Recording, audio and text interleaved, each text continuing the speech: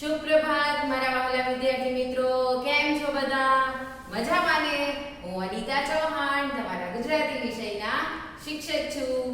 તો આપણે આજે ફરી મળ્યા છીએ સેમ 2 ના અભ્યાસક્રમ માટે, હે ને? તો આપણે સેમ 1 ની અંદર વ્યંજનો શીખી ગયા ને? તો આજે આપણે શું શીખવાનું છે?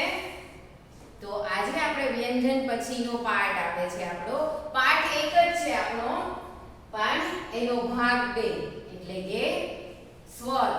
તો આજે આપણે સ્વર શીખવાના છીએ. તો તમે બધા તૈયાર છો ને શીખવા માટે?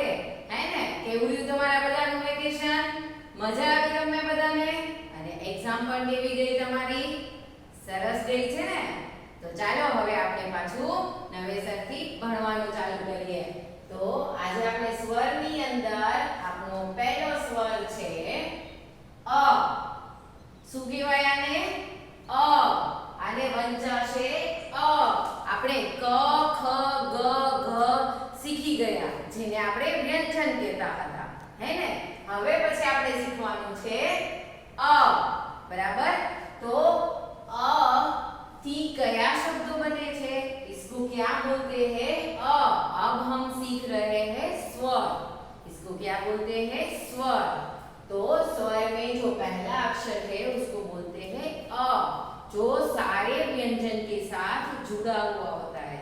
जो भी हम व्यंजन बोलते हैं जैसे कि क, तो अ आता है बीच में, ठीक है?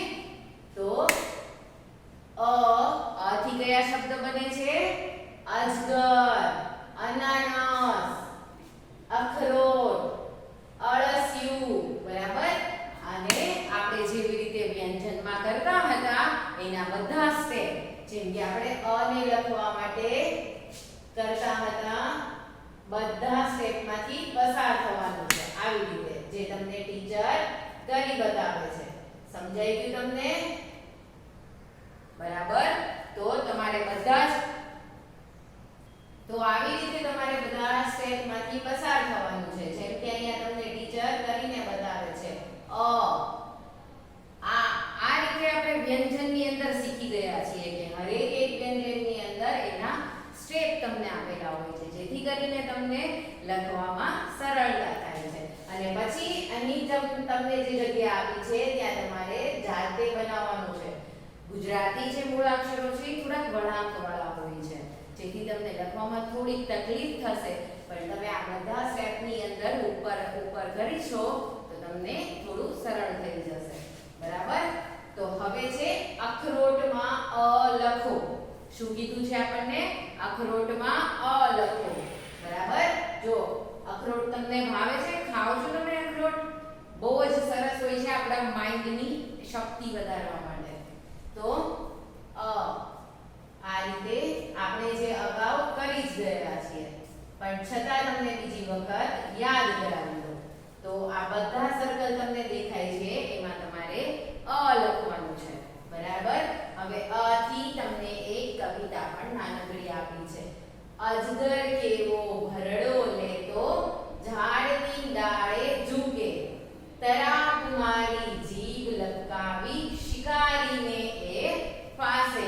અ થી ચાલુ થાય છે. બરાબર? આપણે શીખી રહ્યા છીએ અ.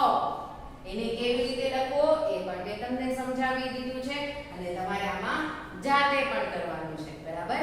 હવે આપણે એના પછીનો વ્યંજન જોઈએ કે એના પછીનો વ્યંજન કયો છે. તો હવે એના પછીનો વ્યંજન આવે છે આ. શું કહેવાય? આ. આ. બરાબર?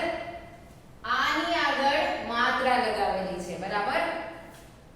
તો આ શબ્દથી કયા શબ્દો બને છે? આ અક્ષરથી આગિયો. આગિયો જોયો છે તમે લોકોએ? જે તમે ઝાઝા ભાગે જંગલમાં જાઓ તો એ તમને રાત્રિના સમયે આગિયો જોવા મળશે. એમાં કેવું છે કે ચમકદાર લાઈટ થતી હોય છે, આગ જેવી. તમે એને જંગલમાં જુઓ ને તો તમને એમ થાય કે જાણે તારાઓ બધા ઉડી રહ્યા છે, એટલે એની અંદર ચમકેલી એક લાઈટ થતી હોય છે, જે તમને રાતના સમયે જ જોવા મળે છે. બરાબર? ક્યારેક સમય મળે અથવા કોઈને પણ ખબર હોય કે આગિયો કેવો છે તો જોજો, એને ખરેખર જોવાની બહુ મજા આવે છે. પછી છે આગગાડી, આકાશ અને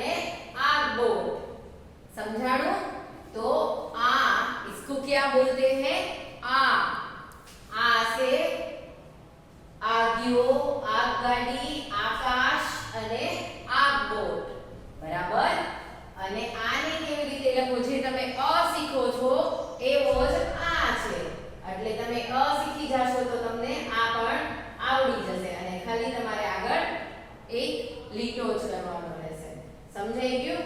અને પછી છે આ બોટમાં આ લખો. શું છે? આ બોટમાં આ લખો. તો સૌથી પહેલા આપણે અહીંયા કરી નાખશું. જો મારી પેન છે એટલે બોર્ડની અંદર બરાબર અક્ષર ન થાય, પણ તમારે વ્યવસ્થિત અક્ષરે લખવાનું છે. આ બરાબર આવી રીતે બધા સર્કલની અંદર તમારે આ લખવાનું છે.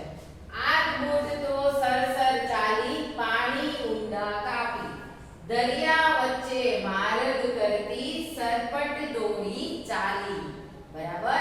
તો આ હતી એની કવિતા. હવે આપણે આગળનો સ્વર જોઈએ તો છે નાનો ઈ. આને શું કહેવાય? નાનો ઈ. હજી આગળ આવશે મોટો ઈ. બરાબર? તો આને કહેવાય છે નાનો ઈ.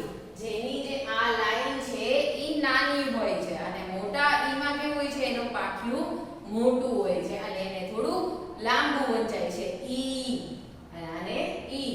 તો ઈ થી કયા શબ્દો બને છે? ઈયર, ઈનામ, ઈમારત.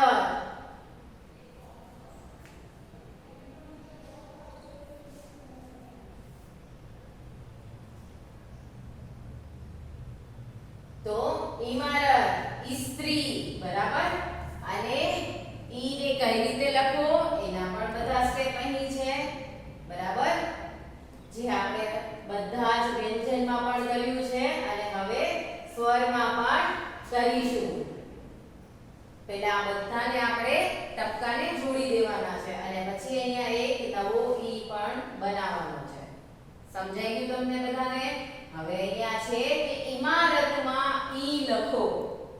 ઇમારતમાં ઈ લખો. તો આપણે અગાઉ પણ કરી ગયા છીએ ઈ. સમજાઈ ગયું? ઈયળ જેવી નરમ સુવાળી, સરસર સરતી જાય, અન્નના દાણા કોરી કોરી, અંદર જઈ છુપાય.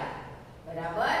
તો ઈયળ તમે બધાએ જોઈ છે ને, જે ઝાઝા ભાગે શાકભાજીમાં જોવા મળે છે, હે ને? પછી ઝાડના પાનમાં પણ જોવા મળે છે. તો હવે આપણે આજે કેટલા સ્વર શીખ્યા? 3. કેટલા શીખ્યા? 3. અ, આ અને ઈ. નાનો ઈ. બરાબર? તો હવે આપણે થોડુંક એનો અભ્યાસ કરી લઈએ, એટલે કે આપણો વર્કશીટ પાઠ.